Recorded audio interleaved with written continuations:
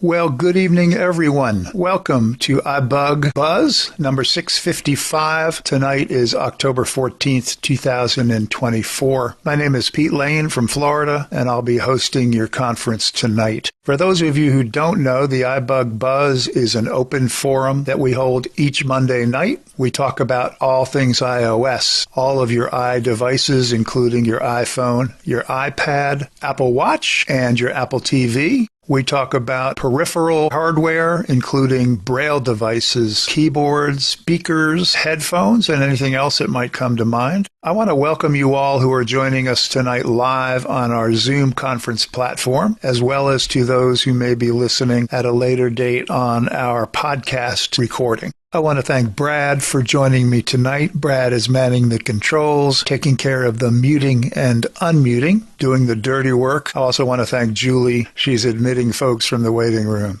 Right now, I would like to go ahead and give you some iBUG announcements, let you know what's going on in the iBUG world. We do 12 training events every month on technical topics. We also do another 9 social events each and every month. For more information on what's coming up on the iBUG calendar, go to our website. That's iBUGtoday, iBUGtoday.org. Tonight we have the iBUG Buzz, which again is a weekly Monday night event.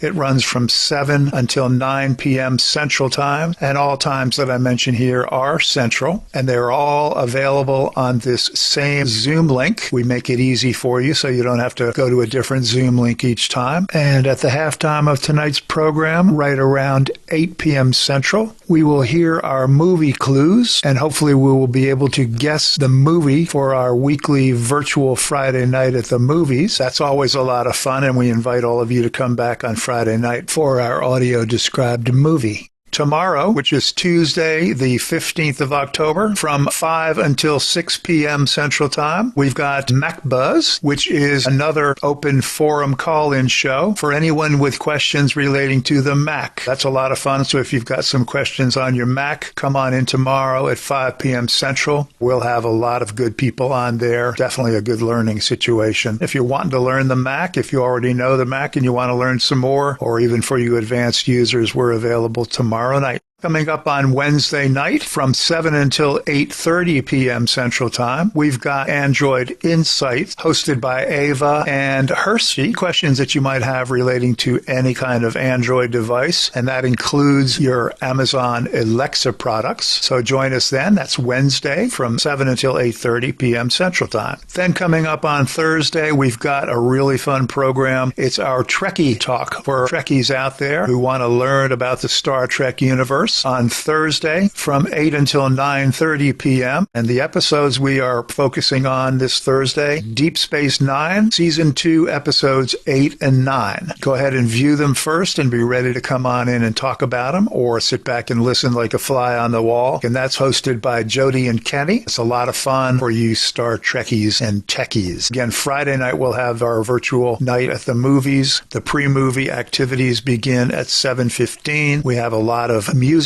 games, name that tune. We have joke telling, so if you've got a great joke, bring it with you. We could always use a good joke. And then we start the movie at 8 p.m. Central Time, and we'll stay here until the movie is over. We will follow it up with a discussion. It's an audio-described movie. We'll have our discussion, and that'll be followed by Terry with all of the movie trivia that you could possibly imagine. So definitely put that on your calendar. That's every Friday night, and it's a ton of fun. Then we are free for the weekend, and then we will reconvene back here next Monday, a week from tonight. Same time, same bat channel, same Zoom link for the iBUG Buzz. So that's what's coming up immediately in the iBUG universe. Right about now, I'd like to go ahead and invite all of you to go off mute. Brad, if you would take care of unmuting them. We would like to go ahead and allow you each to introduce yourself, tell us who you are, where you're calling from, and also let us know if you're a first-time caller, either to iBUG in general or to the iBUG Buzz. I'll start us off. My name's Pete Lane, and I'm in Jacksonville, Florida. My name is Desi Noller. Oh, sorry, Brian. Let's let ladies go first. Hey, Desi Noller. Hey. I'm in Franklin, Tennessee, and this is not my first time to anything having to do with iBUG. Oh, okay. And I heard Brian. What's up, Brian? How are you? I'm still in Ottawa. Oh, okay. Going home tomorrow. All right. Marie in Reno. Hey, Marie Dwight in Reno. Well, it's only Friday night. She's Dwight. Oh, okay. Yeah, she's Marie tonight. This is Brad. I'm in North Texas. Hey, Bradford. Welcome. Hey, Julie. And Houston. Hey, Julie. Welcome. Joe Biller. This is Jody. I heard Joe. And where are you from, Joe? I'm from Toronto, Ontario. This is my very first time. Okay. Well, welcome in. This is Vincent in New Jersey. Hey, Vincent. Hi. Gary in Texas. Hey, Gary in Texas. Welcome. Thank you, Pete. This is Jody in New Hampshire, and I wanted to wish everybody in Canada a happy Thanksgiving. Thank you. Well, happy Thanksgiving. Thanks, Jody. And Columbus Day and Indigenous People Day. There you go. Jody, did I get the Star Trek episodes correct? Yes, you did. Excellent. Episodes 8 and 9, Season 2, Deep Space Nine. Jody's one of the hosts for that show. Welcome, Jody. Robert, Chandler, Arizona, for the first hour. Hello, Robert. Better than nothing. All in Columbus. Hey, Paul. Welcome. This is Ned from Texas. I got Ned from Texas, and I got Dawn from Houston. Welcome to both of you. Thank you. Thank you. Linda in Texas. Hey, Linda. How are you? Good. How are you? Good. Dan, Southern California. Hello, Dan. Thomas in Colorado. Thomas, welcome. Deb from Kansas. Howdy. Welcome. Greg in Texas. Hey, Greg in Texas. 3 from Virginia. 3 from Virginia. Talking Liz, very Fort Worth. quietly there. Hey, Liz, Fort Worth. John in Austin. Hey, John. Welcome, sir. Thank you. Cindy from Chi-Town. Hey, Cindy. What's cooking in Chi-Town? Well, Pete, all kinds of blues and jazz. The Windy City. I'll just entertain myself. Welcome, Cindy. Who else is with us? Cynthia in Houston, and the cafe on the weekend was great. Thank you, Cherie. Yes, it was. Cindy, welcome. It was dynamite. And that should be up on our podcast recordings and YouTube shortly, if not already. It's a dynamite review of all of the new features, or at least 25 of them, from iOS 18. So check it out. Well done, Sri. Roy from Texas. Hey, Roy, welcome. Thank you. And who else? Leslie from Arizona. Leslie, are you a first-time caller here? No, I'm not. Okay, well, welcome back then. Thank you. All righty, anybody else? Last call.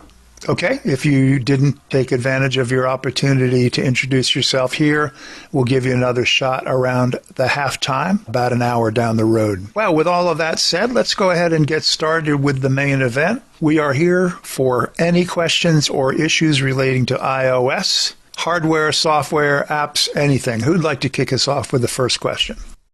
I think I will, if that's all right. This is Joe. Sure, Joe. Go right ahead. Okay. I'm a bit overwhelmed by all of the to do braille screen input. I think it's cool, but I'm a bit overwhelmed. I've seen the list of new gestures. Reading the gestures and trying to find a way to use them is another thing. So I was just wondering if anybody knows of any videos or something, walkthroughs.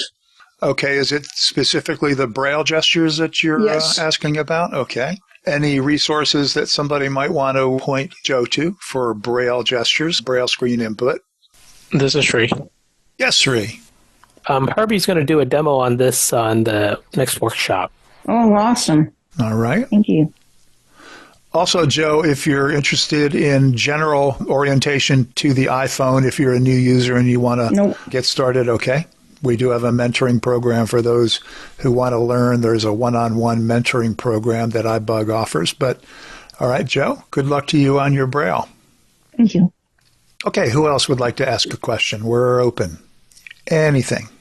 Any new features with iOS 18 that anybody's having some difficulty with?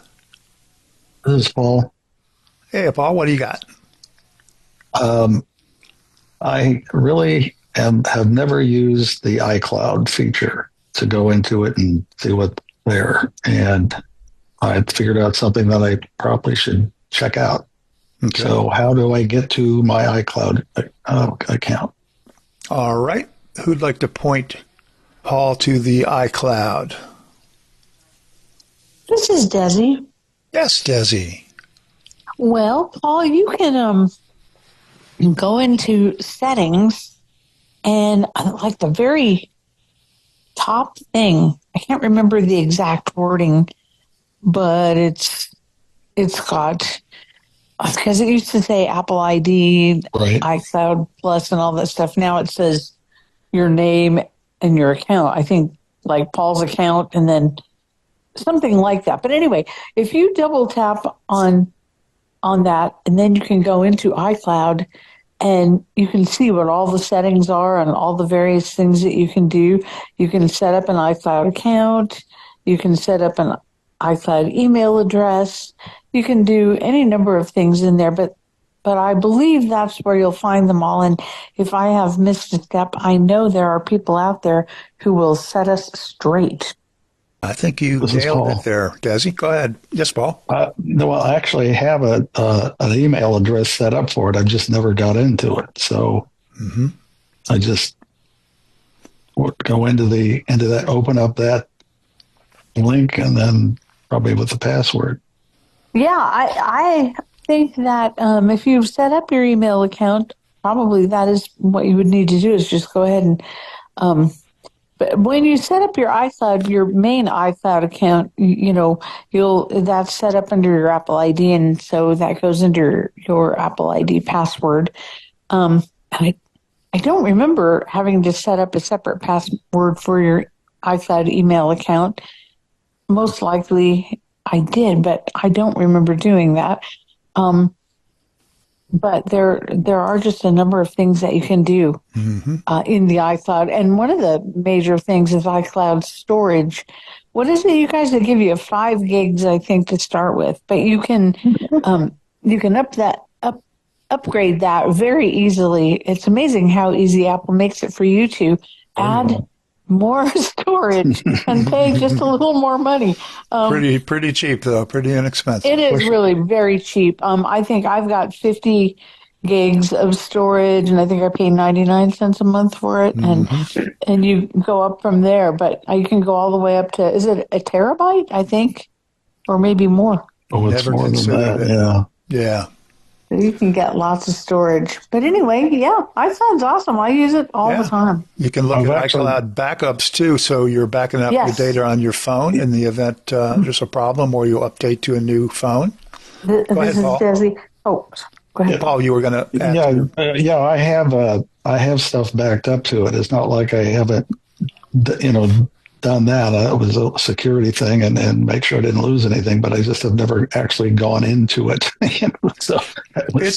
I would say, as Desi, I think, was indicating, it's pretty safe to go in there and play around. That's usually what I do to get familiar with something. You go in there and you may have to sign in with your Apple ID, but once you're in there, it's pretty safe. I don't think you can break anything. Go ahead and play around and see what's in there, and you should be good to go, I think. This is Jody. Yeah, Jody. Yeah, if you want to check your iCloud email, you might go to settings and then mail and then accounts. And you might already have your iCloud email there. If it's not there, you can add it. And then when you go to your mail app and you go to the mailboxes, then you might already have your iCloud mail in the list of, there's VIP and then there's iCloud and then there's, Gmail or whatever your other email account is. Paul, do you have any other Apple devices? You got an iPad or a Mac or anything like that? We're sharing the storage space with my wife's got an iPhone and an iPad. And let's see, I guess that's it for the moment. Any devices that you have on the same Apple ID account can be synced together. So, data is shared across the devices. emails and texts and things like that. But if you're on separate Apple IDs, yours is separate from your wife's, then you won't have that opportunity. But I'd get in there and just flick around and see what comes up. Yep. Thank you very much. Give it a shot. You got it. Good luck, Paul. Thank you, Desi. Jody? This is Who Marty. else? Yeah, Marty, go. I was trying to set up a Key smart card. It's like an AirTag, but it's like a credit card thing. It's the same principle. Like if it's okay. So I went into Find My or whatever the app is, and then went to items, added an item, and I got to it connected. It said, give the item a name. I did that. And then it said, set up an emoji. Pick from available emojis. But it did not show the emojis, and I wasn't able to continue. So I went to my iPhone 8, which has 16, the same thing, and the emojis showed up. And what I thought I heard when I was on the iOS 18 on the iPhone 15, it said emojis hidden. Is there any way to unhide them, or any reason why they're hidden in 18 but not in 16? Has anybody experienced that, either with your Apple AirTags or what was the card called again? Key Smart. Key Smart card. Yeah. The emojis were hidden on the most recent iOS. That's kind of strange. Yeah, I could not, I tried like double tap and holding, and you had to pick an emergency or you couldn't finish the setup. Wow. Were you able to do that with the iPhone 8 and iOS 16? Because all the emojis on iOS 16, they all showed up, listed, and you could pick one. And did it carry over to your newer phone? Yes, and iOS? It actually did. Yeah, because I went on the newer phone, and so you got because it they're shared. Yeah, it carried over. Let's see what Sri has to say. What do you got, Sri? So, Marty, are you sure it didn't say dimmed versus hidden? No, it said continued dimmed because the emojis were not there. They were not visible to me. Now, I'm sure if I turned voiceover off and my wife would have been able to see them, but... Yeah, that's not the point. What do you think, Sri? I was going to say, now I didn't use this brand for the wallet. I used the Chipotle. I didn't have this issue. This does work with Find My, correct? Yes. And then I'm just wondering why they were visible on iOS 16 on the old iPhone 8, but not on the new one. Do you know if it supports the latest OS? I'm sure it does. It did not. I'm wondering if there's a setting about emojis, whether you can hide them. Is this an Apple product, the Smart ID? Yes, okay. It's an Apple product. Yeah. This is straight. Yes, sir. Go ahead. Apple doesn't make a wallet tag. Well, no, it's not an Apple product, but I guess my point is, why did it work on one phone and not on? Why did it work on iOS 16 but not iOS 18?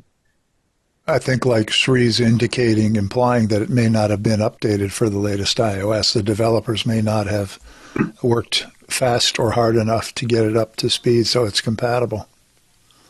Okay. Because is there any settings in 18 about emojis, inaccessibility or something like that? This is Sri.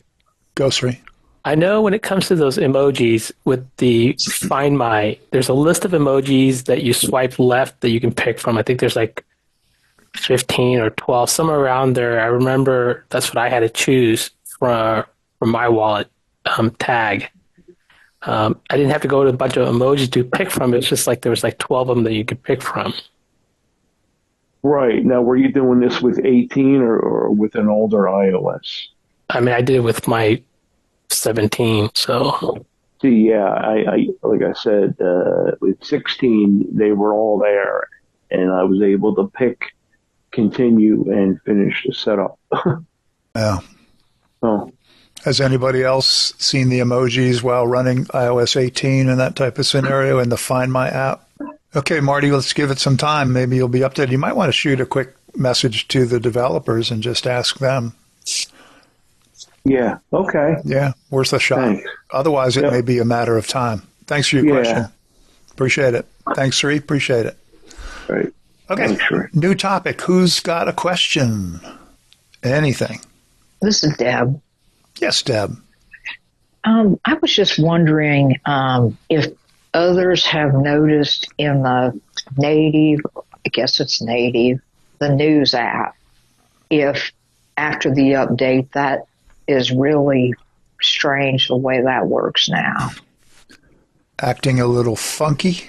Yeah, it like, I mean, you used to be able to just like swipe right to go to the next article or whatever. And now it goes a little ways and then you end up having to swipe back to the left and touch at the top of the screen and go to a different thing. And it, oftentimes it'll flip back down into a different jump.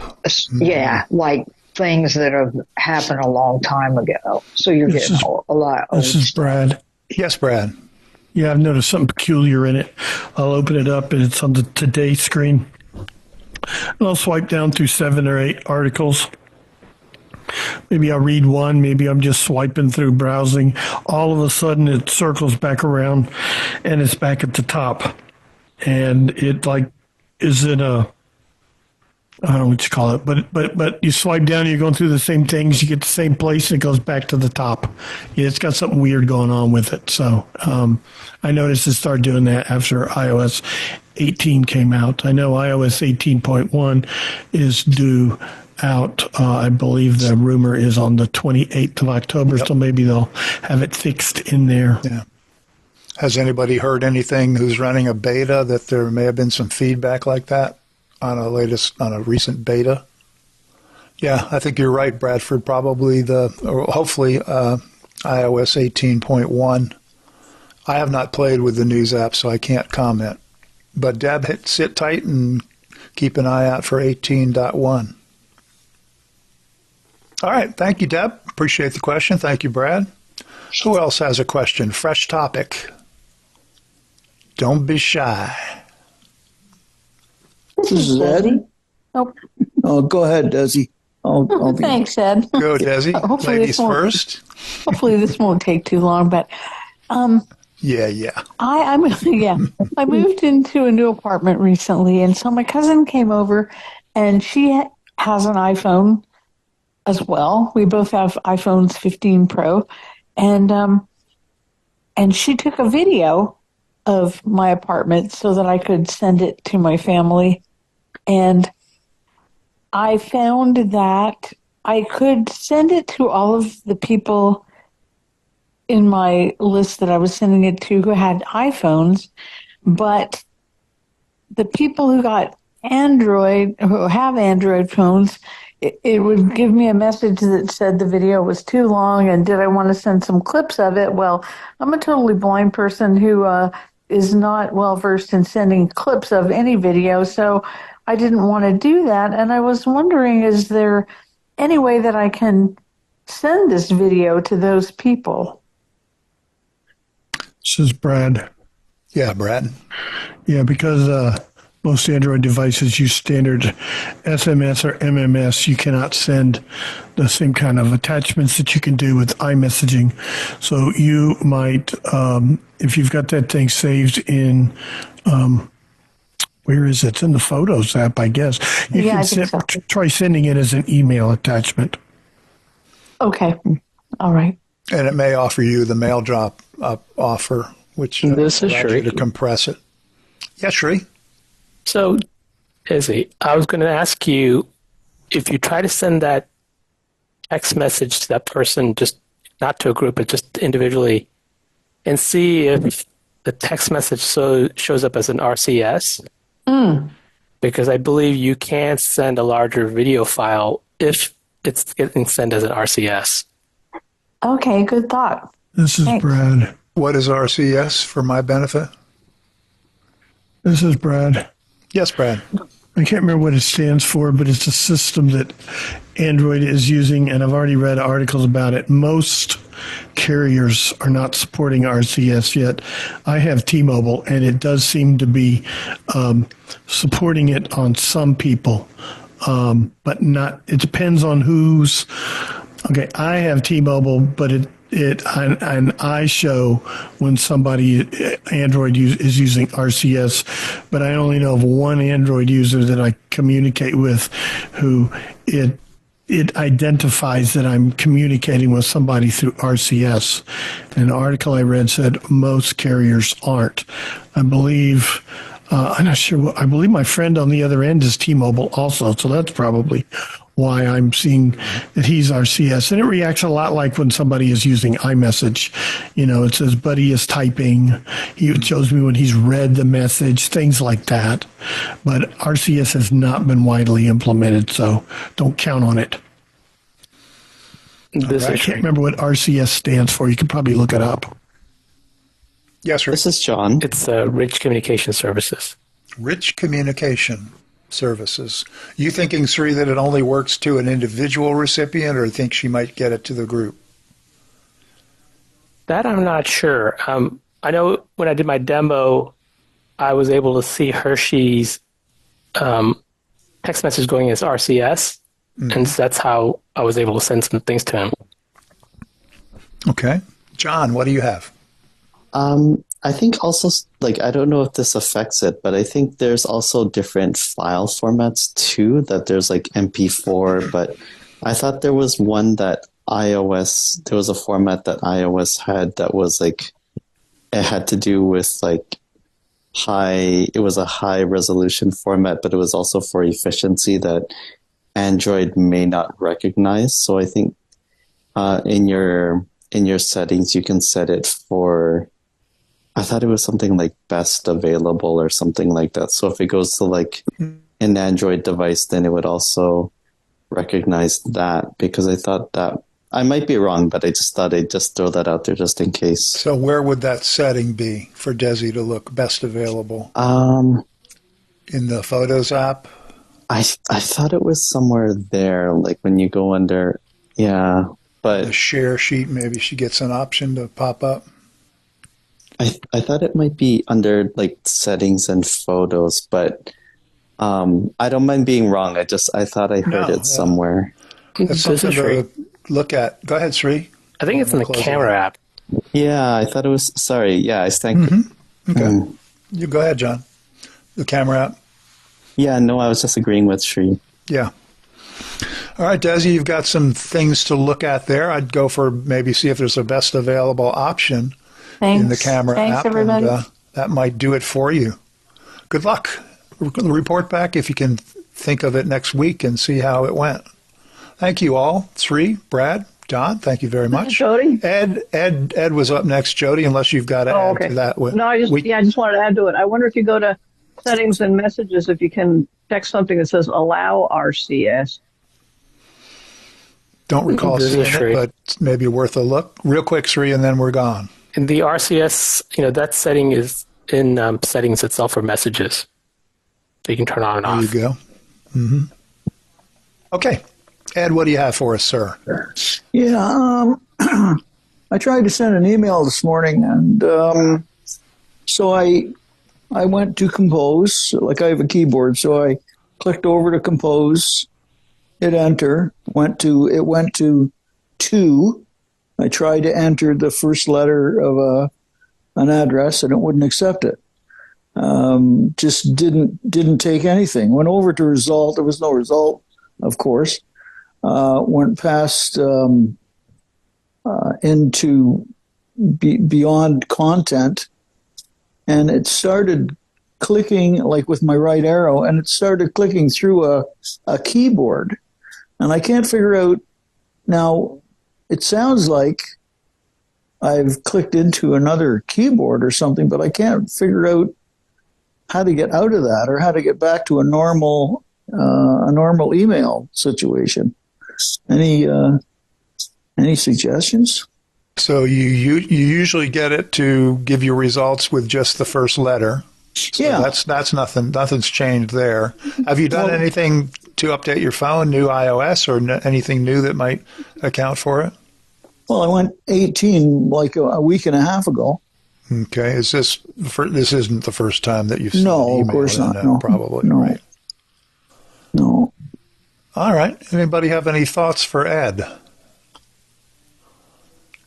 I was thinking if you think you're in another keyboard, if you can somehow navigate your way down to the bottom, to the left of the spacebar, I think you've got your alternate keyboards.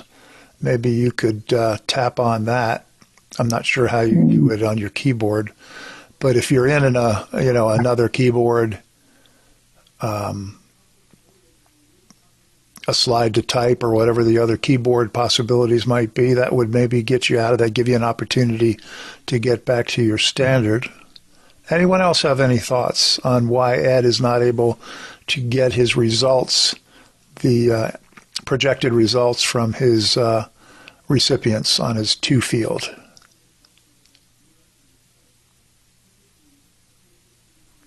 This is Ed. Not only no results, but it won't accept anything in the to field. Yeah, the into field or to field, I should say. To field, right? Yeah. So it's as if your keyboard's not active or not effective or effectuating. This is Brad. Yeah. Brad, what do you think?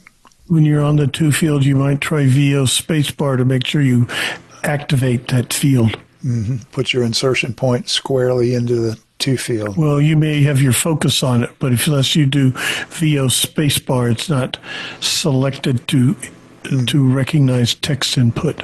Yeah. So VO, just VO? Well, it's your selection. Go ahead. You have voiceover turned on, correct? Oh, yeah. Okay, and you're navigating. How are you navigating around? Quickies. Okay, that's the other thing. You have to make sure quick keys are turned off. And you'll need to, with quick keys on, you could use quick nav. No, quick nav, the arrows. Yeah. I use quick nav should automatically, my experience is it always turns off, but I have to select an edit field. You're up and down arrow. So if you are on, so if you're on an edit field, either the VO modifier or with quick nav turned on or off, press the up and down arrow at the same time, and it will activate that edit field. And it's been a long time since I've used a keyboard on an iPhone. But I remember when an edit field was active, it would automatically turn off quick nav. But if it doesn't, you need to manually turn it off by pressing the left and right arrow at the same time. But VO spacebar, holding down the VO modifier and in spacebar will also act. That's the same thing that happens when you do press the up and down arrow at the same time. But you're going to want to make sure that edit field is not only has voiceover focus, but you select it to make it active so that it'll accept text input. Good point. Yeah. I'm sorry, this is Ed. Go ahead, Ed.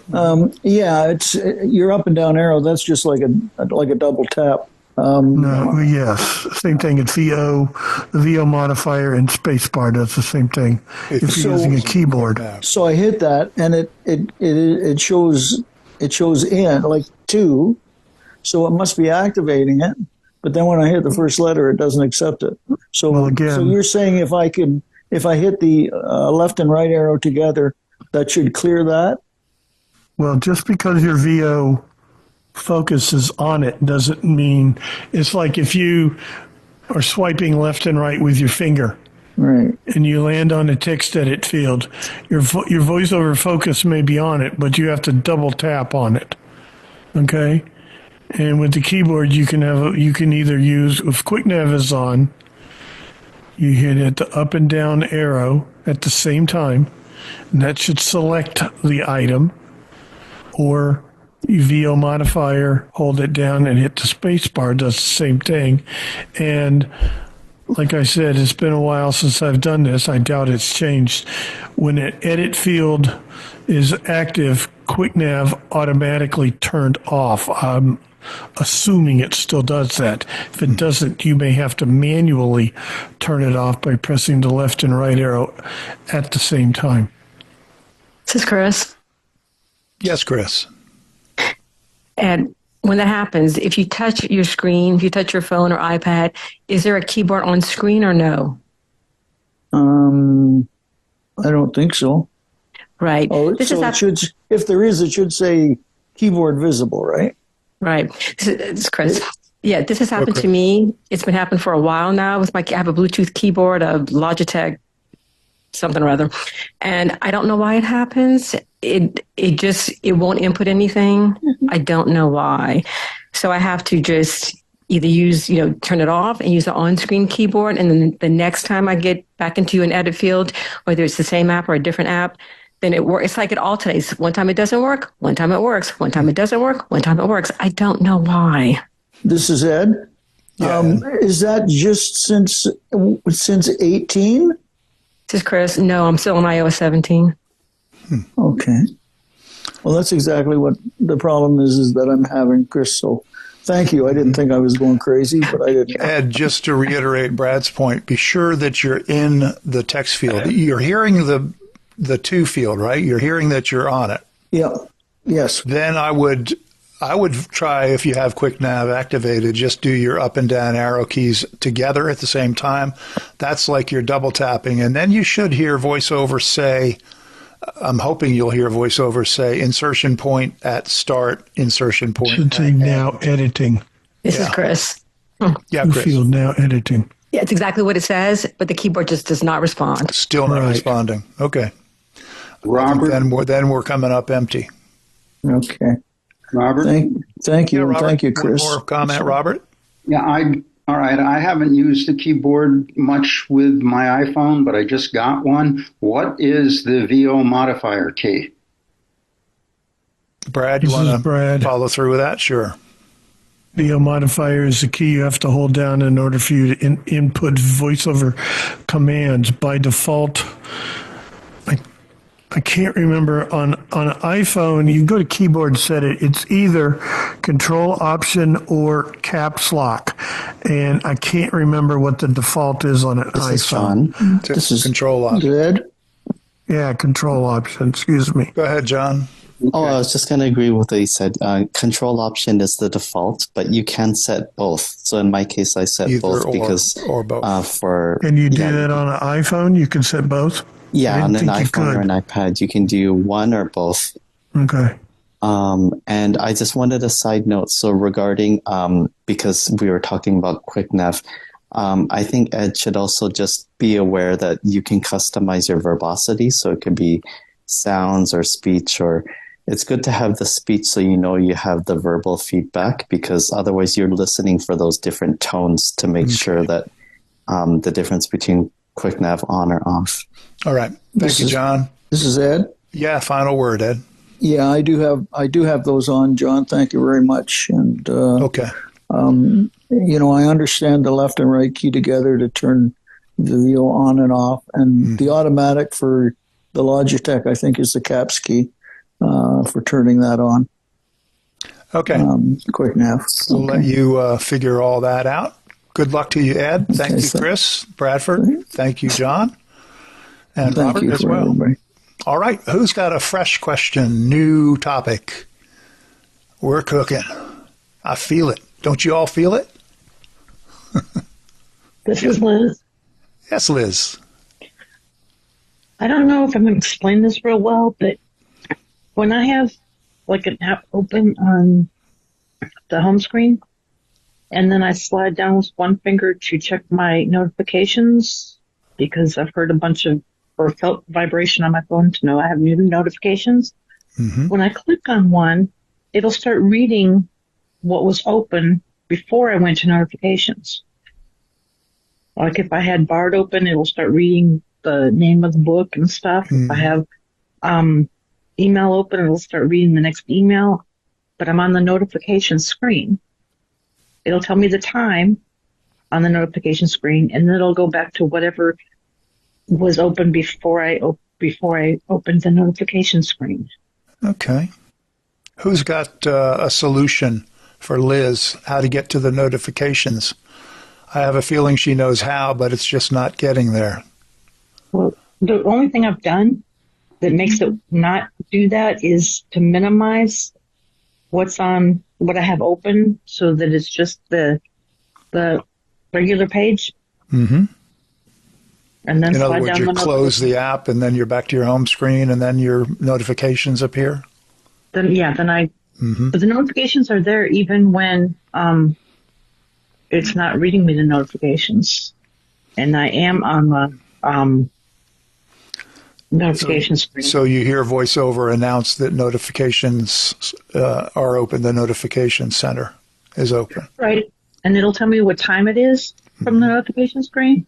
And then I'll start reading whatever I was in before I went to notifications. And you're touching around the top, touching and sliding and exploring, and because usually you can go to the top even with a notification. It'll get to your top of your notification screen. Anybody got any thoughts for Liz on that? This is We're Sean. open for suggestion. Yes, John. So I don't remember which notification setting it is, but I thought there was one where your notifications can kind of pop up just below the status bar, and then you kind of have to use the action rotor to dismiss it. But I don't remember which one it is. I don't know if Sri or any of you remember. But Liz? I remember that was on, so I disabled it because it kind of bugged me. Yes, Liz. This is Liz. I turned that off on all of them. It's the third, or the one on the very right. If you slide over, it's the last one. I've got that turned off on all of them because that irritated me when I was trying to do something and it was up there and getting in the way. So I know that's not it. It just started happening maybe when I updated to 17.7.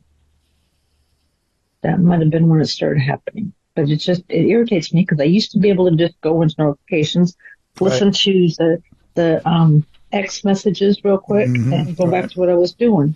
Regardless of where you were. Mm-hmm. Any thoughts from anyone? This is Sri. Yeah, Sri.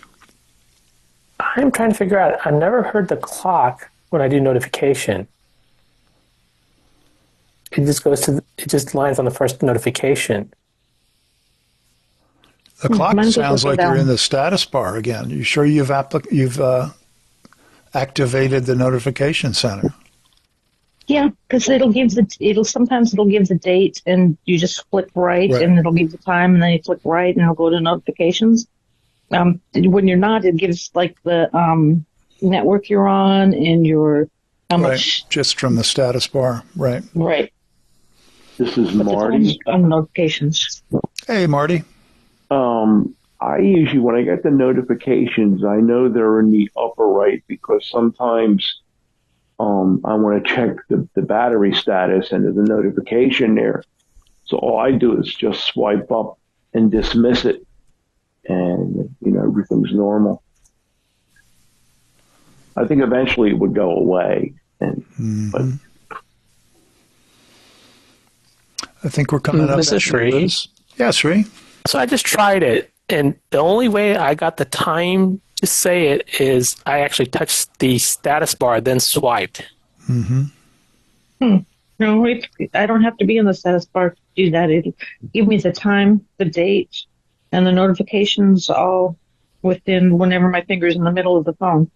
But that's it, and then it jumps back to your BARD app or whatever you're in. Yes. Mm-hmm. And that's frustrating because I get like a lot of notifications for X. Sure. And instead of going into X, I can just listen to them real quick on the notification screen. But have you looked in your sorry to interrupt, Liz. Have you looked in your notification settings to see if there's a setting that might deal with allow on home screen or anywhere on your phone? I don't know what those might be. But maybe there's a setting that maybe excludes it to your home screen or limits it to your home screen. If There is This a is setting Marty. that unset because it was working before. Maybe it had something to do with when I had to redo my phone when I was locked out in Neverland. Oh, yeah. I'll have to check that. Yes, Marty, what do you have? Marty first and then Brad. I think there's an announce notification, and then there's several, I think, like, first of all, announce notifications on or off, and then I think there's some settings about notifications on lock screen, and right. I don't remember all those details. Go play in there. What do you have, ahead, Brad? Well, Liz is correct. When you're on the notification screen, it looks like your lock screen. You do have the time and the date. I think the date is now above the time. But yes, I was going to suggest that Liz try the old way of activating the notification area where you touch the status bar with one finger and then swipe down with three fingers. That may be more better results for you. The other way, where you put your finger in the corner and drag down till you hear, I can't remember if it's one pop or two pop, because I think it's the second pop, and then you let go, and you should be on the notifications. I get them confused because I've never liked it. I liked the old original way of touching the status bar and swiping down with three fingers. All right, one last comment, Marty, and then we're gone. It's three pops because two pops is the control center. Control center. Okay. And then the third, One pop is when you touch the status bar, and then you go down to one pop and then a second pop. That's what I'm doing. I'm not considering that first one. Okay. Oh, okay. But if I could, Pete. Yes, Brad. I wanted to follow up. We were talking about the voiceover modifier. I have looked in my iPhone 16 Pro running iOS 18.0.1.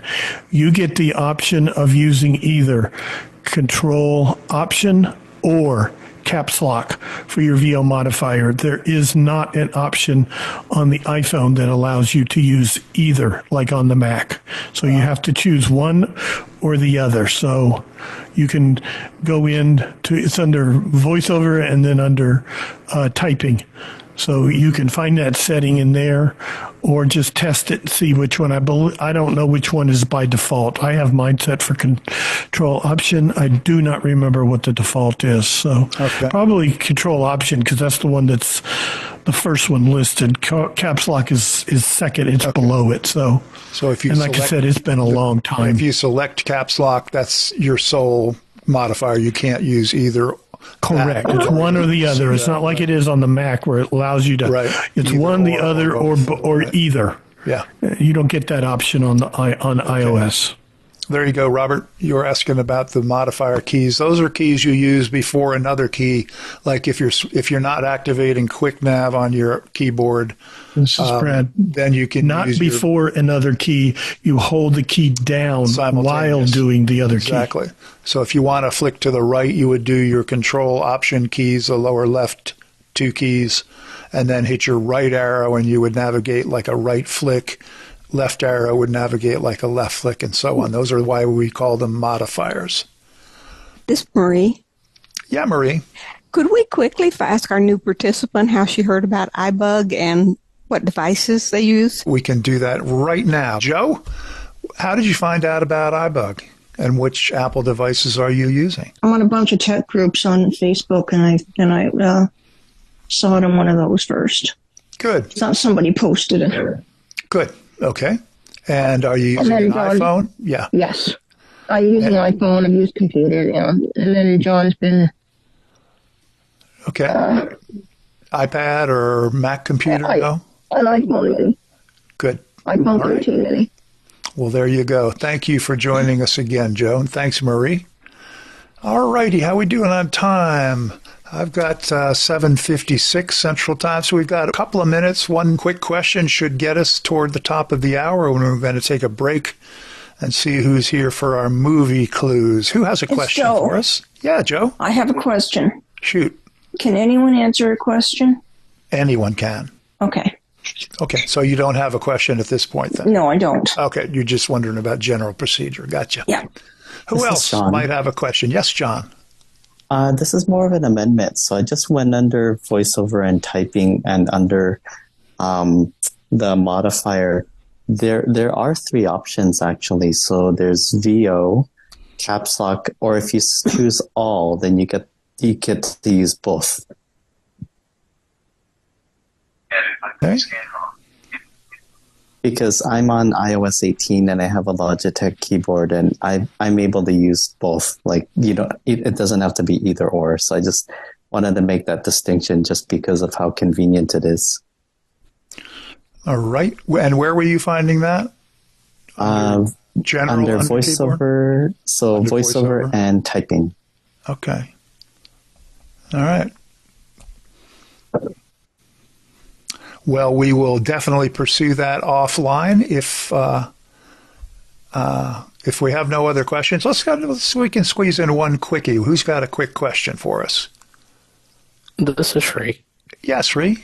I was wondering if anyone else has issues with auto ducking. I cannot get auto ducking to work on my phone running on iOS 18.01. Well, Sri, cover your mouth, my friend, because we got an iBUG Buzz Bite coming up in about 10 minutes that might help. Great, thanks. If not, you let me know. Yes, Brad. I took a look at it. John is correct. It's not like there's 3 options, one, the other, both. It's that you select each one. That's where I erred. So you can select control option, and it says selected, and then you go down to caps lock, and you can double tap on it, and it also will say selected. So my bad. I didn't look at it quite right. So that's thank how you, we John, work for together. Good the job, correct John. information. Excellent. No worries. Good job, and thanks for verifying that, Brad. That's good. All right, well, we've got 2 minutes until the hour. Let's go ahead and take a quick break here. And before we move to our movie clues segment, I want to give anyone who did not take advantage of the opportunity at the beginning of the program to identify yourself. Tell us who you are and where you're calling from. Who'd like to go? Marty, Ben Salem, PA. Ben Salem. Gotcha. I thought you were Philly. Did you move? No, it's. I always say Philly because I don't know. It's a suburb. Gotcha. Okay. Well, welcome from Ben Salem, Marty. Who else is with us? This is Helene from Woodstock, New York. Hi, Helene. And Kathy from Tulsa. Hey, Kathy. Welcome. This is Ed from Georgetown, Ontario. Welcome, Ed. Thank you. Elizabeth from Newfoundland. Hey, Elizabeth. Hi. Who else was with Elizabeth there? This is Rosetta Stone from Conyers, Georgia. The one and only Rosetta Stone, I might add. Yes, that's right. Thank from you. From Conyers. Welcome, Rosetta. Thank you. Who else? This is John from BC, Canada. My apologies for being late. No problem. Welcome, John. Hi, it's Sharon from New York. Hey, Sharon. Welcome. Thank you, Pete. Anyone else? This is Jody. Hey, Jody. I just wanted to wish the latecomers from Canada happy Thanksgiving. Happy Thanksgiving to you Canadians. Oh, yeah. Yeah. Thank you, Jody. Welcome. Anybody else want to say hi? This is Alice from Alabama. Alice from Alabama. Welcome, Alice. Thank you. Anyone else? Well, okay. It is now the time for the reckoning. I don't think our iBUG guy is quite ready yet. Maybe next week around this time. So we probably have a guest movie clue giver, and I'm going to give you a clue to whom it might be. I consider him to be the king of culture, the captain of the culture club. Who do we have for our movie clues? Hello out there, Culture King. Are you there? Oh my. There he is. Hello, Ned. Welcome. This is Ned. Wow. Yeah, you deserve your own introduction. Yes. I am here. Good evening with the big reveal. So I am in for Michael's movie minutia. Okay, there are some rules before we get started. Please, please state your name. Please state your name and the boy to be recognized. You have one guess per clue. If you've guessed within the last 3 weeks, you're ineligible. During this time, we are all unmuted, so please minimize background noise. Otherwise, Brad at the controls, Brad the Basher or Bruiser, will mute you in a New York minute. And please give the name of the movie, not peripherals like the setting or the characters or the plot. So, okay, let's get started. And we want everyone to play. The first clue. This week's film takes place in a city famous for a tea party. This week's film takes place in a city famous for a tea party.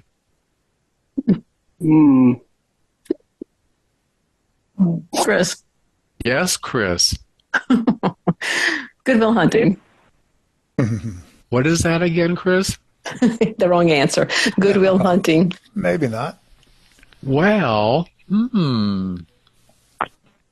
what are you hunting for? I don't. Maybe the right answer. Goodwill? No, unfortunately, Chris. Good try, but it's not this week's film. Thanks, Joe. I think I know the city, but you need to know the whole title. Yeah, we need the film title, Joe. Okay, too bad. Okay, going on to number 2. This week's film is loosely based on a TV series and is part 1 of a trilogy. So the film is loosely based on a TV series and is part 1 of a trilogy.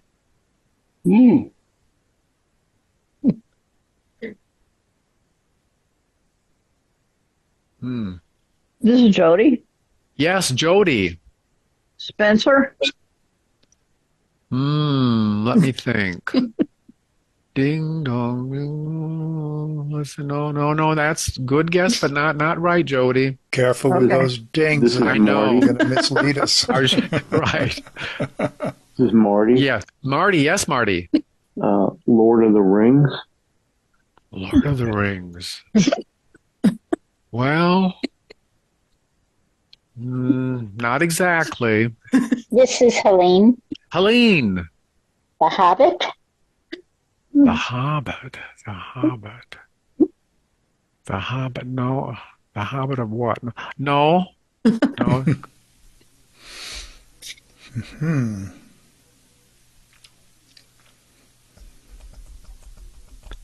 Okay. Clue number 3.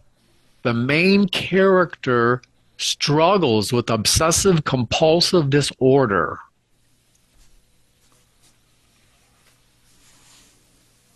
The main character. Yes, Jody. Beautiful Mind. Beautiful Mind. Beautiful Mind. Beautiful. It is a beautiful mind. No. Good try, Jody. The main character struggles with obsessive compulsive disorder. Any other takers? Come on, anybody? This is Kathy. Yes, Kathy, go. Is it Taxi? Taxi. Was that New York or was that Boston? I don't know.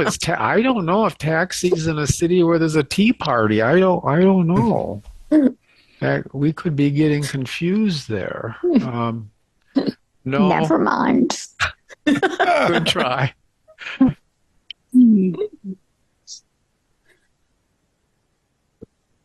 Okay. Dawn from Houston. Yes. Rain Man. Rain Man. No. We're getting a lot of good guesses.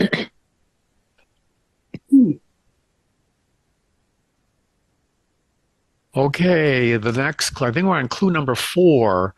The film, the central theme of the film deals with vigilantism and personal vengeance. This film's central theme explores vigilantism and personal vengeance.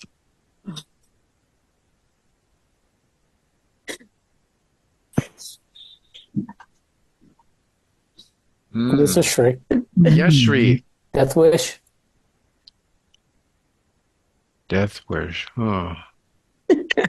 Wow. Charles Bronson. Yeah. No. Pete? Good try, Shri. I was thinking the same thing. This is Chris. Yes, Chris. I got a couple. I don't know where to take the Terminator. The Terminator. Well, the Terminator, you're getting close because the film's title does start with the word the. This is Pete. We're getting close. Pete? And my answer doesn't start with the unless I say the Mystic River. No. I've already seen that one. Have we? Too bad. Okay. Clue number 5. The film deals with human trafficking. This week's film deals with human trafficking. Jody? Yes, Jody. Taken? No. The Taken. This is Shri. Yes, Shri. The Transporter. Transporter. The Transporter. Where are we going? That's kind of like the Transformers. No comment. Good try. Boy. Okay, here's the bonus clue. All right. There's hope yet. The corkscrew uppercut against an assailant has become an iconic scene in discussions about the film. So the corkscrew uppercut to an assailant This is Chris. has become an icon in discussions about the film. Yes, Chris. She's got it. No, I don't. Halloween. Oh, it's scary, but no. Boo. This No. is Shri. Yeah, Shri. The Equalizer. The Equalizer. The Equalizer. Boy, That's a TV series. Yeah. Yeah. I don't know where he gets all ding, ding, ding, ding, ding, ding, Oh, ding. is that right? Oh, wow. Ding, yes. Way to go, Corkscrew got it for sure. Yeah. Yeah, the corkscrew iconic scene. Yeah. Okay, and what do we have for Shri? Well, what's the prize, Johnny?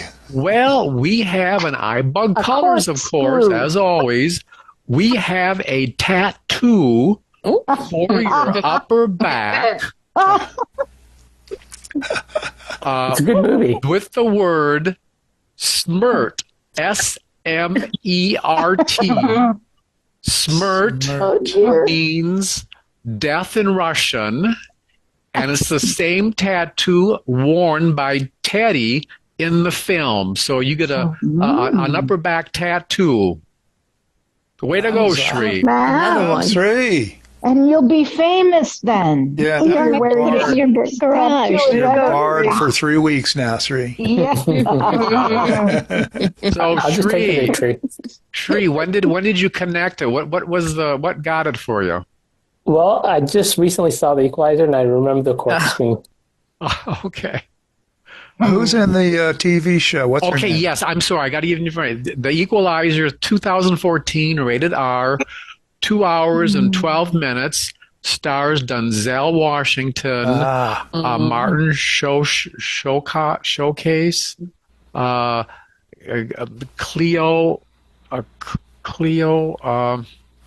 Hamina. Cleo Grace Mertz. Oh, okay. David Hobart and Haley Benton. Those are the characters. But It's Denzel a pretty violent Washington's- movie. Yeah, for It's sure. rated R. It's an action. Yeah. Yeah, with corkscrew uppercuts, I bet. Yeah. Yeah. Sorry Good about movie. not giving the film huh? It's a very good movie. Yeah, if you're okay with the violence, yeah. Mm-hmm. But we're going to have a great time on Friday night, so everybody bring your sense of humor, bring a joke if you got one, and bring your knowledge of music trivia, because we're going to have a rousing game of Name That Tune. All right, Bradford, you want to go ahead and mute everybody?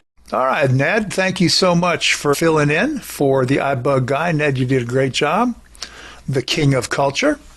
And thank you, Bradford. Now it is time for our iBUG Bite of the evening. Tonight's focus will be on a change in iOS 18 affecting audio ducking. Audio ducking is kind of a confusing topic in general and has always been, and not everybody uses it, but it has changed and become a little bit more complicated with iOS 18, and I'm going to see if I can explain it. So without further ado, I'm going to go ahead and play my recorded demo now.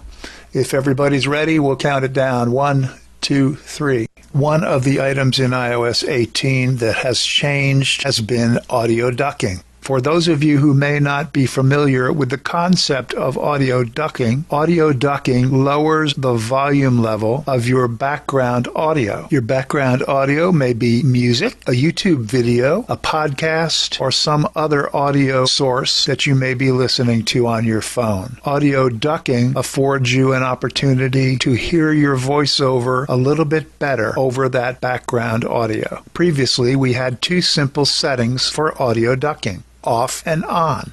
iOS 18 now gives us some choices. Let's take a look. I'll go to Settings. Settings. Accessibility. Accessibility. Vision and VoiceOver. Vision. Heading. VoiceOver. On. Button. Swipe right until we get to Audio. Audio. Button. And Audio ducking. Button. Audio ducking. Heading. We have three settings. Mine is off. Selected. Off. Our next setting is when speaking. When speaking. And finally, always. Always. Here's the voiceover description. The volume of media and calls will not change when voiceover is speaking. There's another setting here, and that is voiceover speech volume, 100% adjustable. This is a slider which can be used to adjust your voiceover volume in comparison with the volume of your background audio. And because our audio ducking is off, this slider is at the default setting, which is 100%. We'll explore this a little further when we get into the other two settings in a few moments. Adjust the volume of voiceover compared to other audio on your iPhone. And there's the voiceover explanation. I've got a song queued up over in my YouTube app that I'll use to demonstrate how these features work. Let's go find that tune. YouTube active. Now remember, our audio ducking is in the off position, so we should hear no impact at all on the volume of our music. Here we go. Settings active. Actions YouTube active. Save to playlist button. Again, our audio ducking was in the off position. The music did not change at all when voiceover was heard. Personally, I think it was very difficult to hear voiceover. The relative volume levels of the voiceover speech and the background music were equal. They were competing for our ears. Let's move on to the opposite position, which is the always setting. We'll go back to our settings app. Settings. When speaking. Always. Single finger double tap. Selected. Always. And now that we have changed our setting, the voiceover explanation changes. The volume of media and calls will always be reduced when voiceover is on. We get to use our voiceover volume slider. Remember, the default when audio ducking was off was 100%. So as I flick up and increase the percentage, this actually brings up the volume of the voiceover speech, making it more distinguishable from the background audio and therefore more audible to our ears. Let me slide it up quite a bit. Voiceover speech volume, 164%, 169%. Adjust the volume of voiceover compared to other audio on your iPhone. There's our voiceover explanation. Now let's go back over to YouTube and replay our music and see how VoiceOver sounds with this setting. YouTube. The volume of the background audio should be continually adjusted downward, so our VoiceOver should be more prominent in comparison to that audio volume.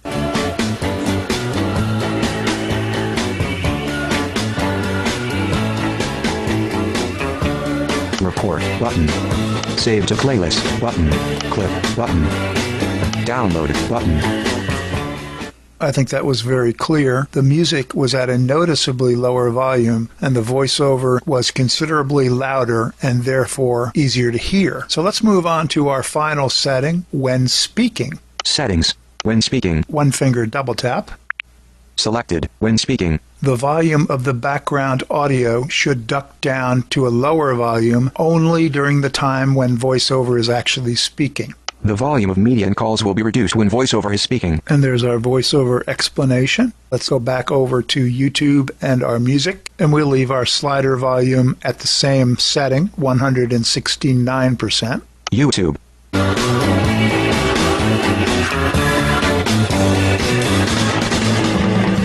Save to playlist button.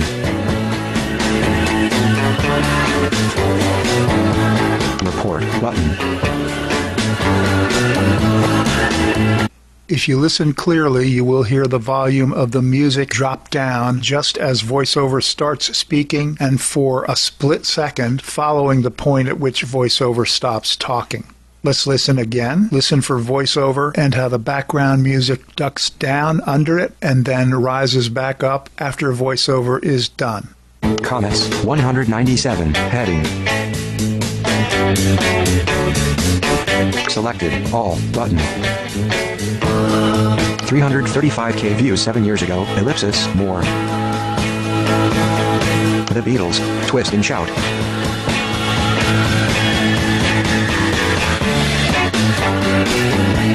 I hope you could hear that. The music volume ducked down temporarily while voiceover was speaking and then faded back up to its full volume a couple of milliseconds after voiceover was done. I hope you get the idea of how the new audio ducking settings work with iOS 18. And now we'll open this up for questions. Thank you so much for listening and have a great evening. I know that was a little difficult to follow on Zoom here, but I'll open it up to any questions. Who would like to ask a question?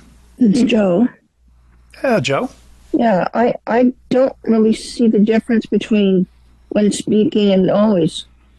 It sounds the same to me. I think that was probably a product of that you're listening on Zoom, and the quality of music on my recording was kind of weird. I'm not quite sure I understand. No, why. I tried it out myself, and I don't see the difference. What you should hear, Joe, sorry for interrupting, is under the always setting, your music will stay low. It will not fluctuate.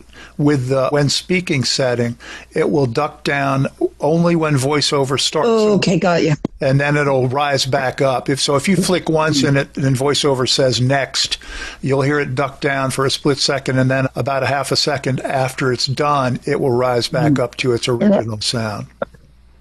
This is Helene. Does that make sense, Joe? Yes, it does. Thank you. Okay. Yeah, Helene?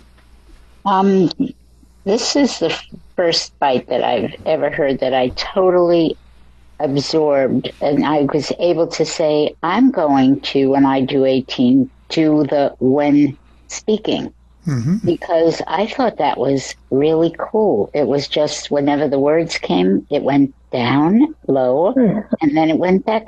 Am I reading that accurately? You're reading that accurately. And actually, Helene, that's the way it's been up until iOS 18. If you do it before you update, you'll hear it do that. It will duck down for the second that when VoiceOver is speaking, and then when VoiceOver is done, it will rise back up. So it's kind of a fluctuating thing. So, yeah, that will be the same as audio ducking works now. But you got it. And I guess that's a compliment that you understood the buzz bite. Good. Thank you. Who else has got a question? This is Marty. Hey, Marty.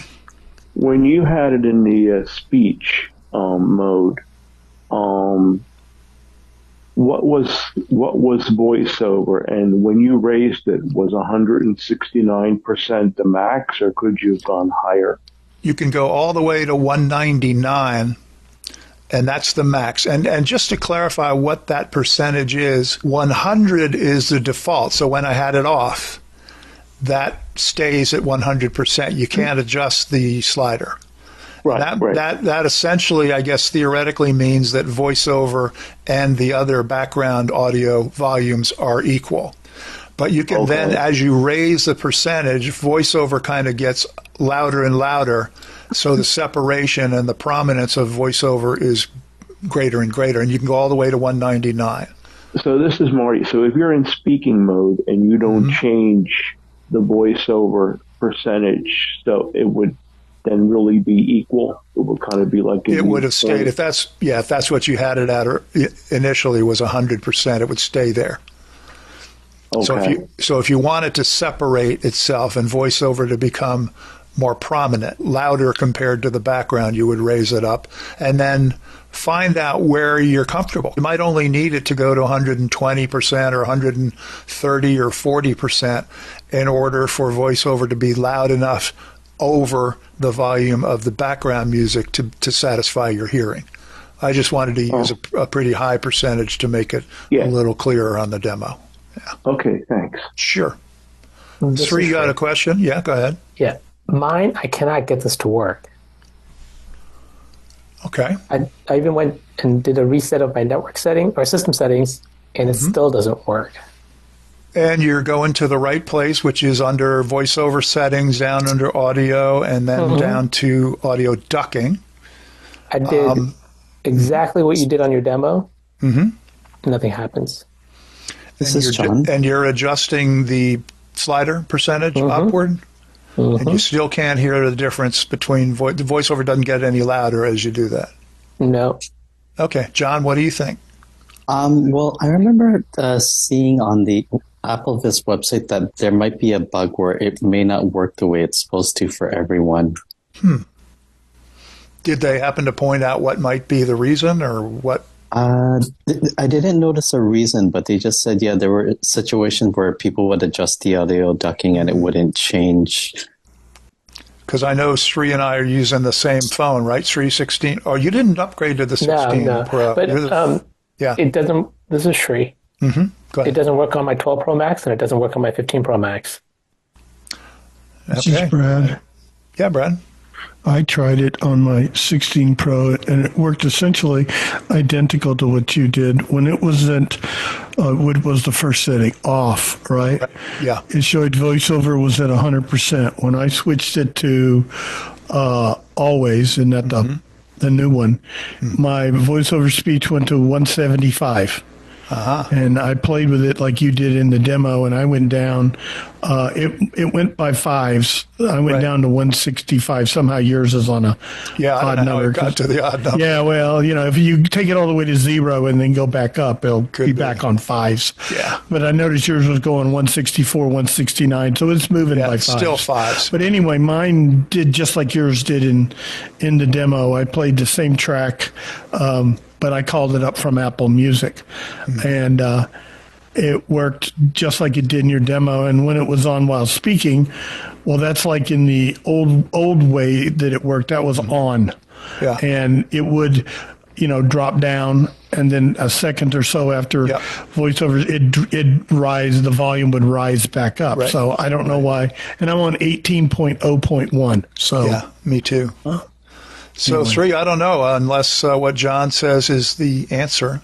That makes sense. I did want to elaborate on the quality of the song, because Brad and I talked about this before the show tonight. That, if anybody noticed it, the Beatles' Twist and Shout sounded a little bit strange. The vocals sounded like they were echoey and way, way in the background. That is not the way the song sounded on YouTube, which is where I got it. But when it came into the audio ducking feature and I started playing it like that, it got weird. So I don't know how that was altered, but I have a feeling that audio ducking might affect the quality of the music that you're playing. This is Brad. Yes, sir. This is Dan. Go, Brad, first, and then Dan. I played the same clip, but I got it from Apple Music, and it sounded like it's supposed. I didn't hear anything weird. Okay. It sounded like it's normal. Good. What do you got, Dan? I have a suggestion for Shri. I'm wondering if when he's hitting that activation button, it's really not activating. So I'm wondering if he could turn screen recognition on to check and see if it's actually activating for the for this what do you call it, audio ducking. This thing that you audio ducking. Yeah. Yeah. Screen recognition This is Shri. on. Yes, Shri. I know it's changing because the explanation changes as you select the button. It changes. Right. That's strange. That's really. Did you try a different song or a different audio? I did. Background. It's really weird. It's really weird because, like I said, I'm actually running beta on my 12 Pro Max, and this doesn't work in there either. And you Maybe jacked it. call You out tried accessibility. Excuse me. Did you try jacking it up to 199 to the max? I jacked it up all the way to the top. Yeah. It's just weird. Call Apple I'm guessing it's a accessibility bug. and see if they can help you. Good advice, Dan. What'd you say, Shri? No, I suspect it was a bug too. So. Yeah. Okay. Well, go ahead and report it as you always do. I know. Yeah. Who is that? Liz. Yeah, Liz. Okay, so you said you turn up the audio ducking. Does that make it louder than what you were listening to before? That the ducking reduces the sound of whatever you were listening to? Yeah, it actually turns the voiceover up. So it has the same effect of lowering the background music volume. It kind of increases, it widens the separation and makes the voiceover a little louder. So it goes louder than what you're listening to. So those so you can hear it ears. easier. Yeah, but if you've got sensitive ears and you don't want your volume louder, there's no way of reversing it and having the you would just turn it off. This is Brad. Yes, Brad. What I heard is the more I increased the volume of voiceover, the more it lowered the volume of the music. So I don't think it's just necessarily making voiceover louder. And when you get it to 199, that's basically 200%. So the voiceover is twice as loud as the other content. Yeah. And and what I heard was it made the music quieter. It didn't really make voiceover louder than it is normally. Yeah. So the effect is that voiceover is, 200%, or in the example that Pete had, he had it at 164, so that's, 64% louder than the it's 164% of the volume of the other, but it's deceptive because it's really lowering the other volume, not really raising. It's weird, but you're right, because when I first turned it on the always setting, immediately when I played the music, you could hear the music was softer, so that lowered the music. Yeah, John. Yeah, I had an interesting scenario with audio ducking when I use it with the uTunes app, like OOTunes. When I did what you did, where you crank it up to the maximum 199, I couldn't hear my media anymore. But when I turned it back down, I could hear it. It was just interesting. Yeah. For those of you who have never used it and never really missed it, you probably don't want to mess around with it, because you'll only get confused and you might mess up your balance. But if you've had a little difficulty deciphering the voiceover because of your background music or your audiobook or your whatever you're listening to, otherwise it's too loud, this might give you an opportunity to separate that and make that background music, as Brad said, a little bit lower.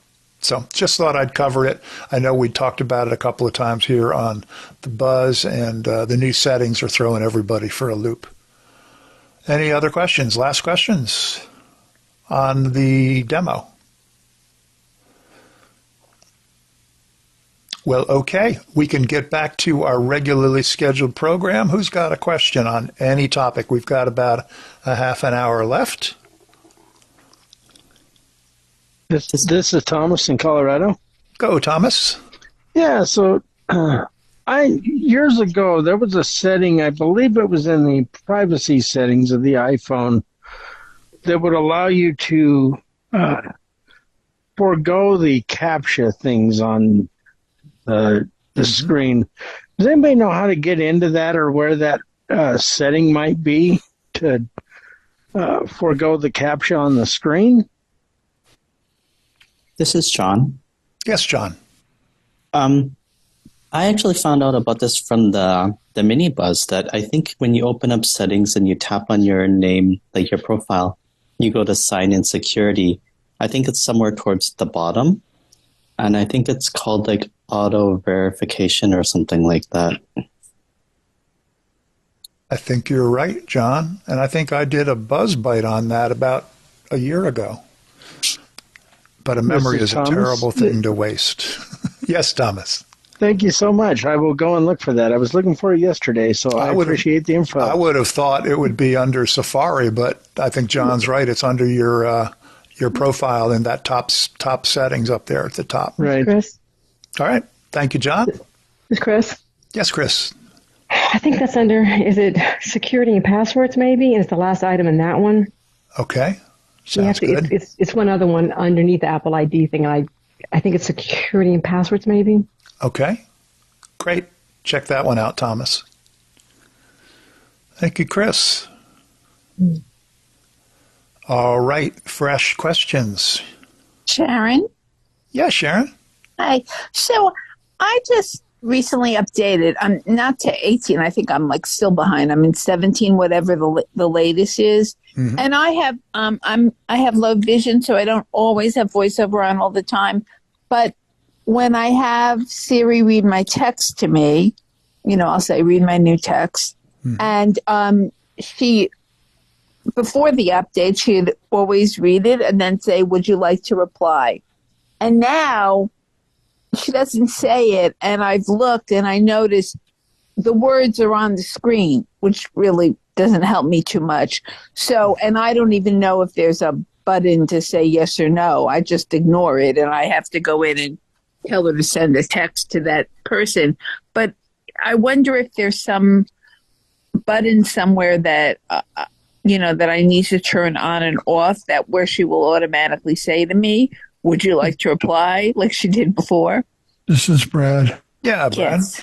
Yeah, if you go into settings and then, I can't remember what it's called, Siri, or is it Siri and search? Anyway, you'll find the Siri settings. I know in 18 they've changed what they call it. Siri and search are now separate, so it may be Siri and search in 17. But there is a way. Do you want Siri's responses to show on the screen, or do you want them to always be spoken? So look in there, and I think you'll find what you're looking for. Oh, thank you. Yeah, I want the always be spoken. Thank you. That's great. Good. Thanks, Brad. Thank you, Sharon. Thanks, Brad. All righty. Fresh question.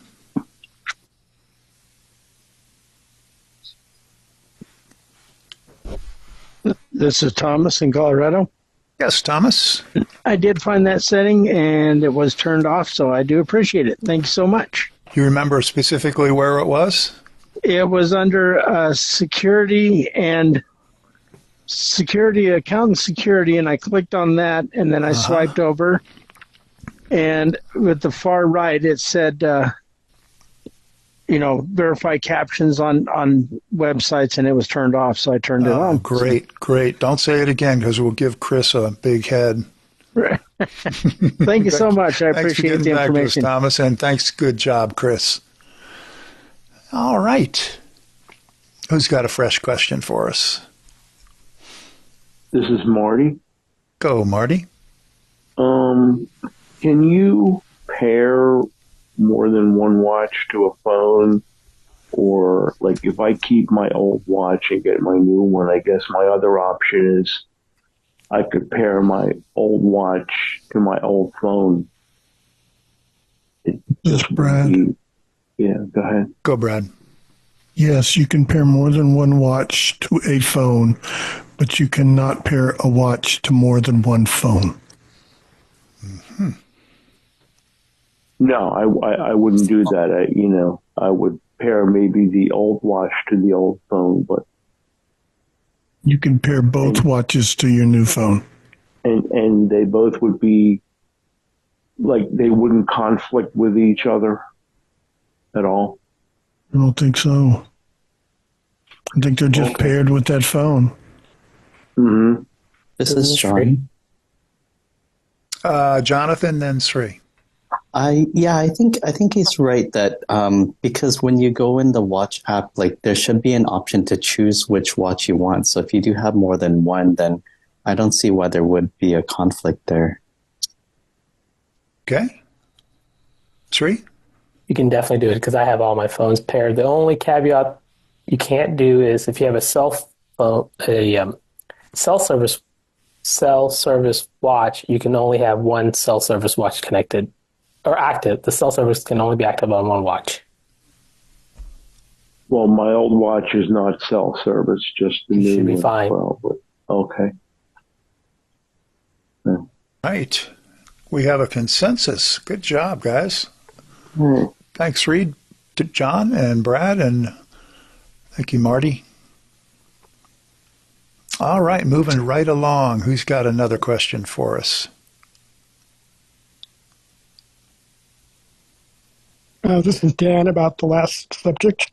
Sure, Dan, question. go ahead. Mm-hmm.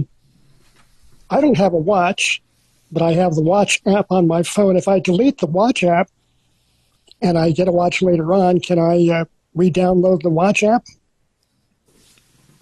This is Brad. I believe, yes, you can from the iOS App Store. Okay, great. Makes sense to me, too. Yeah. Thanks, Dan. This is Sri. That's Sri. I just want to ask, Dan asked a question at the cafe, and I just wanted to make sure you were very clear with our answer because I listened to it afterwards, and I don't think I may have explained it to you very clearly. Well, it's good enough for me. My understanding is that it's just a visual thing, just makes it look like a desktop clock. You want to repeat the question, Dan, and bring everybody up to speed? Oh, I was, it was a little bit off topic, actually. But that's all right. In his settings, there was a little button that said standby, and I thought, what does that do? And so Sri did a very good job of explaining that. Okay. I don't doubt that. Sri always does a good job. So in what settings? Was this under your clock settings? No, that was in his general settings. General settings, okay. Well, good. I guess I've got a... It's Joe. Yeah, Joe. Maybe not a question, unless it's if other people are doing it. But I have been successful in sending a message later to somebody. But I wanted to test one and send one to myself because I would like to mess around with the screen recording and show people how it's done and send it to myself. But the audio recording? Yes, an audio. And I can't send a message later to myself. Does that, it seems, as anyone, I can send a message to myself, can't send it later. But not an audio message. You can't send it later. No. Oh. No, any old message. Okay. This is Brad. Audio. Go ahead, Brad. Joe, are you saying you're not able to send just a regular message to yourself, or you can't? I can send it to myself. I can't send it to myself later. I can't schedule I've never it for tried later. that. That's yeah, I don't know. I have actually, and have you sent it to yourself, Pete? I've tried, and the send later doesn't always pop up. In fact, it probably never does when it never does I address for me. it to Pete Lane. To yourself, it does not to myself. Yeah. So what? If you can send a message to yourself, you should be able to send it later. This is John. Well, maybe Apple thinks maybe not. Yes, John. I actually tested this back in the previous iBUG Buzz when I had trouble doing it, and I was actually able to send one to myself later. I set it for 7:00 that evening, and it actually sent. My mistake was just not. I just had to confirm all the pickers because there was the day and month and then the time. And once I confirmed all of that, sure enough, when I checked at 7:00, it sent that I sent myself a message later. So I'm not saying that Joe didn't, but it's just good to double check just in case. Yeah. Yep, I've been doing that as well. Yeah. Go ahead, Joe. Sorry, yeah, I've been doing that. I've been said it doesn't even show up. No, yeah, the send later button The send later does not isn't even there. So I just wondered if anybody had noticed that. I think I have. So yeah, I didn't really pin it to the fact that I was sending it to myself because I've tried it to a couple of people and to myself. So I may have confused that, but that might explain it. So we'll give it a try and let you know what we find out for sure next week. Okay. So join us again next Monday. You got it. Thank you, Joe. All righty. Fresh question. Linda? Yeah, Linda? When I use the Speakaboo app, it'll start describing what it took a picture of, but then a voiceover will come in and start describing it, and they talk over each other. How can I fix that where I only hear one? Joe? Was that Joe? Yeah. Yeah, your microphone's a little foggy there. Go ahead. Sorry. Let me know when that. Thank you. Okay, what do you got, Joe? You could try muting the speech by doing a three finger double tap to mute your speech. So it'll keep your voiceover on, but it'll keep the speech quiet, and then you'll only hear the one. I've done that, and that's the only way I found to fix it, but I didn't know if there was another option. Which app are you talking about, Linda? It's called Speakaboo. Speakaboo. It's one of the AI apps, I guess. Yeah. Yeah, it's a new one. Okay, Joe. Sorry, I'm sorry. No, that's all right. You have something else? No. You can feel free to add something. I didn't mean to interrupt you. This is John. Yes, John. Yeah, I believe it was Sri who mentioned the Speakaboo app during one of the mini buzzes. Right. All right. Sri, would you know if there's any setting that might alleviate Linda's problem? The crossover speech between the self-speak from the app itself? Sorry, this is Sri. I was not paying attention. What was the question? Linda says she's using the Speakaboo app, and she'll get a conflict because the built-in speech for the app conflicts with VoiceOver because VoiceOver speaks at the same time. And other than the three-finger double tap to mute her speech, she's wondering if there may be another setting.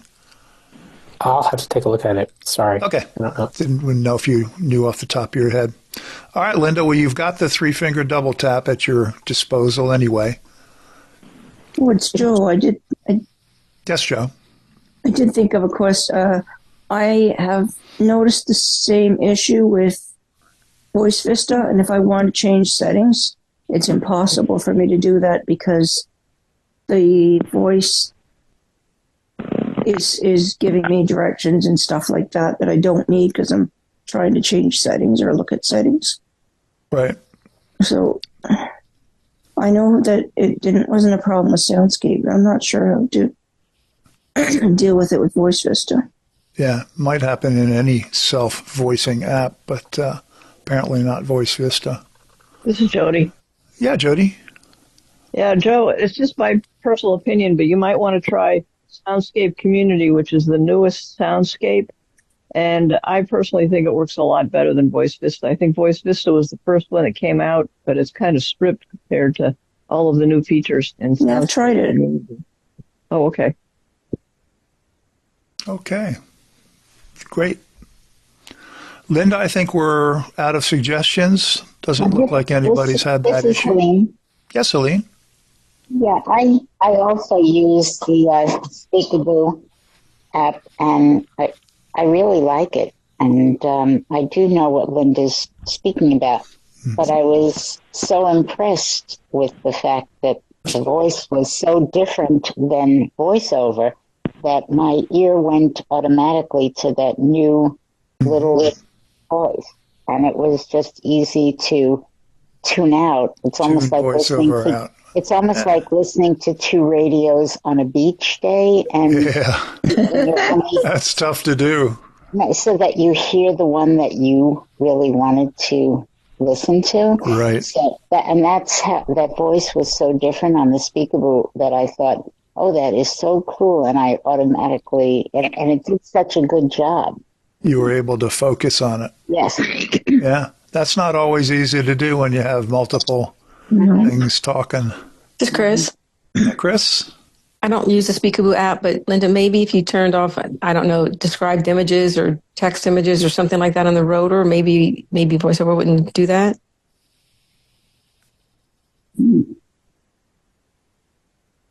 The thought?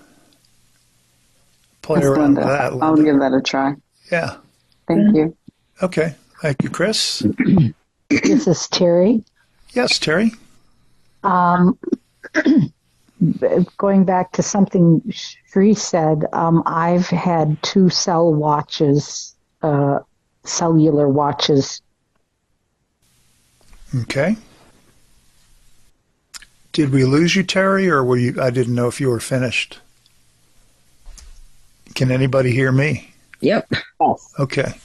Terry, I think we lost you. Sorry about that. Dawn from Houston. Go, Don. Terry, come back in when you get a chance. Go ahead, Don. Is there anything new in 18 that would make taking a picture easier? Wow, there's a loaded question. There's all kinds of new features affecting photos and taking a picture. Sri, I'm going to defer to you on this one. Anything in 18 that would make it easier to take a picture? Sri's probably This off is Sri. testing. Go ahead, Sri. You mean taking the picture or? Don? Yeah, taking a picture. It's basically, taking a picture hasn't really changed. What I do is once the camera is on, it's going to tell you if it recognizes a person or not. Yeah. Are you trying to take a person of a picture of somebody or just in general? Yeah, somebody, and like in general, like I know it says to the left or it'll say level. So does level mean that your picture is correct?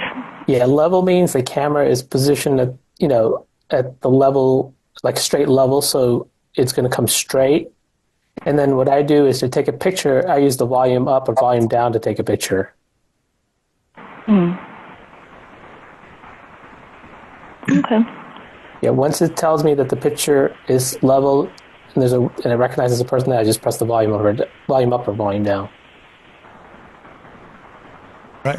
And your phone is in landscape at the time, I guess? Portrait. Portrait. So you reach up around to the left top side there and hit your volume button. Okay. Mm-hmm. All right. Well, there is that new photo button down on the bottom right if you have a new phone. But if you don't, then, yeah, you would still take the picture in the same way. All right. Thank you, Dawn. Thank you, Sri. All right, we're getting down to the wire, and one thing I had not mentioned yet is that when we are done here in about 7 minutes, we will be continuing with the AfterBuzz, which is a situation which allows you to stay with us and join your fellow Zoom attendees in a general discussion. Will be facilitated by our own Terry, provided she can come back to us in her audio. And the facilitators, myself included, will drop off the call so you can all speak freely without worrying about us listening. So we've still got a little bit of time left. Who's got a fresh question for us? This is Sri. Sri, go ahead. So I was just playing with that app, and she is correct. So once it starts speaking, if you do touch it, they're both speaking. And so what I did is I just I took a picture and I let it finish talking, and then I went in. Then it doesn't do it. But if you do it while it's speaking, both of them are speaking at the same time. Mm-hmm. Is there an opportunity for you to do your 3-finger double tap to mute your speech before? I mean, after you've taken the picture, but before the other speech comes in? I didn't try that. Yeah, I don't know. This is I'm Brad. sure it is. Yeah, Brad. A lot of other AI apps do the same thing. They're putting their results on the screen, and the app speaks them. I mean, if you're fast enough, you can stop it. But what Sri's saying is, it puts its results on the screen. The app speaks it, but the results stay on the screen. Mm-hmm. So, I found that I can just touch the screen with 2 fingers, and VoiceOver will stop. I was just thinking that. And then it puts and it speaks the results that are already on the screen. And then if I want, I can tell VoiceOver to read them to me again. Sure. And again, as many times as you want. They stay on the screen. They're there for. Yeah, they don't go away until you tell it to, go back or whatever, or tell it you want more info or something like that. There are some more ideas for you, Linda. All right, we still got plenty of time. Who's got a fresh question? This is Richard. Hey, Richard, welcome. Hey, I got a question, but for Dan with the app, real quick, I wouldn't really delete the app if you're going to get a phone, because if the permissions and stuff are on it, after so long of using the app, you might have to go back through all the registration and everything else. I found a way around that whole 9 yards. If I'm going to use an app later on, I just keep it on my iPad or keep it there, and I just go into the app. I don't use it, don't do anything. I just keep it on there and keep it registered and active, so it doesn't automatically get rid of it because you haven't opened it in a few months or whatever. But if you don't have it all set up or registered, then I would go ahead and delete it, yes. But so you occasionally go back to keep it active, and that way you don't have to reset it up again. Yeah, right. Exactly. Because if you don't open it within a certain amount of months, I get alerts and awareness saying that it's been shut off and closed because you haven't opened it, you haven't used it. Right. And the question, I think I already know the answer to. If I get another iPad, because I am going to get a new one, I don't know if I could get everything off of my old iPad, because it says to confirm the copy stuff, you need to use your old device, copy, push buttons on the old device to confirm it's you. And I can't do that because my old iPad is broken. If I could get my old stuff off of that iPad, how would I go about doing it? All right. You want to clean off your iPad before you go and update to a new one. Who's got some thoughts for Richard? It's Joe. Yeah, Joe. Maybe I don't know what I'm talking about here, but about I thought that if you offload an app and put it in home screen, it keeps it safe for you. Oh, you're back to the app. The app. Am I misunderstanding something here? Richard, she's pointing out on your point about the app. If you offload the app, I think what you're thinking, Joe, is it goes to iCloud and all of your information is retained, right? Yeah. Yeah. So you may not need to go back into it periodically, Richard, to keep it up to date. Oh, okay. Well, okay. I think you're right there, Joe. Good point. With a bunch of mine because they're not being used. Right. This is Jody. Yeah, Richard had a fresh question, and this is about cleaning off his old iPad because it's broken. What do you got, Jody? I was going to say there is a setting where you can have apps removed if they're not used, but you can also turn that feature off so that it doesn't. But if it's in iCloud, it should show up in both the iPad and the phone. Right. Okay. Again, the fresh question from Richard is he's got an old iPad that somehow is broken, and he wants to know how to clean it off to make it easier for him to buy a new iPad and set it up. Any thoughts on that? This is Sri. Sri, you first this time? Richard, are you able to make a backup of your iPad on the iCloud? I hope that it was backed up, and I could swear it was. And now there is no way of checking that with this particular iPad because you cannot. It is busted to the point you can't even touch it. It's no longer working. I haven't tried this, but can you go to your iCloud.com and does it give a log of your backups? Because okay, now I'm assuming this stuff gets stored in the cloud. Okay, I can use the email of what I had on my Apple email because I got a different email from Apple.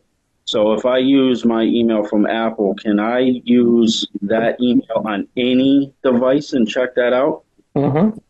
Oh, okay. So that's your Apple. That's your Apple. I guess they call it system accounts or something now instead of Apple ID. Okay, so if because right now all I have is Android, so I can do it off of Android and just put that email in. That is my Apple account. You'd be able to see it, yep. Okay. On a web browser, you should be able to see it. Okay, so I can check out and use my email that I have with Apple and see if it was backed up that way. And if it's backed up that way, when I get my new iPad, just put my email in from Apple and it should give me everything back. I'm gonna guess to this, but if it does do that, yes, as long as they did do a backup of it. This is Brad. Go, Brad.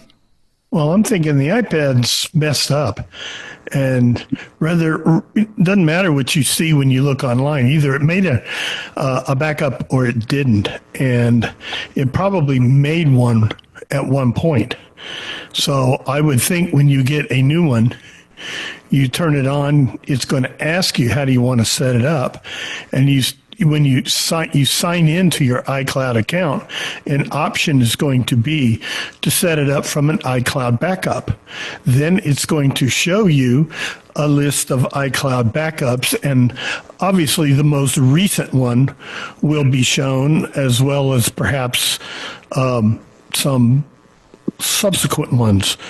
And if you pick the newest one, whatever it is, that's the best you're going to get. Because if that thing's busted, it's not doing anymore, right? I mean, does it turn on at all? No, it's when then it's dead. Then it's dead, and you can go look online. That's all very nice, but you can't do anything about it. If you get a new one and set it up, you can try to set it up from an iCloud backup, and maybe it will, and maybe it won't. But even if you set it up as a new iPad, once you sign in to your Apple ID, you'll still be able to go to the App Store and go to your previous purchases and download anything that you previously purchased with that same Apple iCloud, Apple ID account. Well, now they call it your, what do they call it? Systems. Apple account. They don't call it Apple ID, but it's the same thing. But if you go to your previous purchases, you can just download them. And if you paid for them, then you don't have to buy them again. You'll just download them. All right, Bradford, thank you for that. Would be the last word, Richard. I hope that gets you going there. I'd like to thank everyone for coming. We are at the end of our program. And once again, coming up after I finish up with some brief announcements, we will be digging into the AfterBuzz. Terry, are you back with us? This is Jody. I could take it. All right, Jody, if you don't mind, that would be great. No, I'd be happy to. Oh, great. All right. Well, hang on one second. Again, everybody, thank you for attending our iBUG Buzz tonight. Tomorrow night, just a reminder, we've got the iBUG Mac Buzz, and that's from 5 until 6 p.m. Central. Wednesday night comes up with Android Insight from 7 until 8:30. And on Thursday, we've got Trekkie Talk. We will be watching Deep Space Nine, the series, episodes 8 and 9 of Season 2 of Deep Space Nine. Then coming up, of course, on Friday is our Friday virtual audio movie. Pre-movie festivities begin at 7:15 Central. Lots of music, name that tune, and joke telling. Movie begins at 8 p.m. We will follow the movie, so don't hang up, with a discussion from everyone, followed by trivia from Terry, assuming she can get her audio back by Friday night, which I'm confident that she will. So once again, everybody, thanks a million for hanging in with us. My name's Pete Lane. I've had a blast helping out today. And thanks again to Bradford, and particularly to our hostess with the mostest, the bouncer herself, Julie from Houston. And thanks to Ned for movie clues. Bradford, if you would do the honors, stop the recording. See everybody next week.